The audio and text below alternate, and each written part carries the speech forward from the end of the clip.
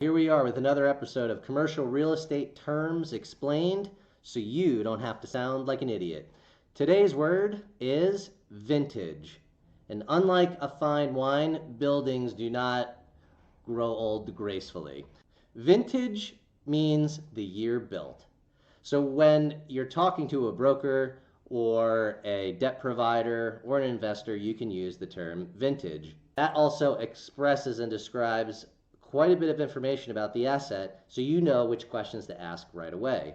For instance, pre-1975, pre-1980 vintage, you would be concerned about underground piping, galvanized, cast iron sewers, that there's going to be pinhole leaks sometimes that can make your water bill NOIs go crazy, and to replace the underground piping is quite costly.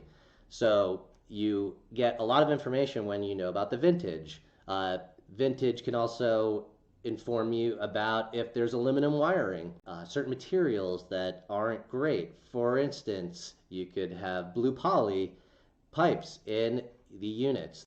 2010s with PEX. So you would think that things that are newer are always amazing and better than older, but that's just not true.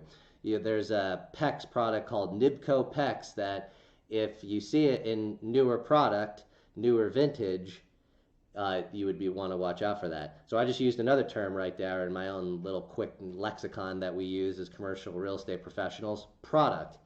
Can you send me more 1970s product?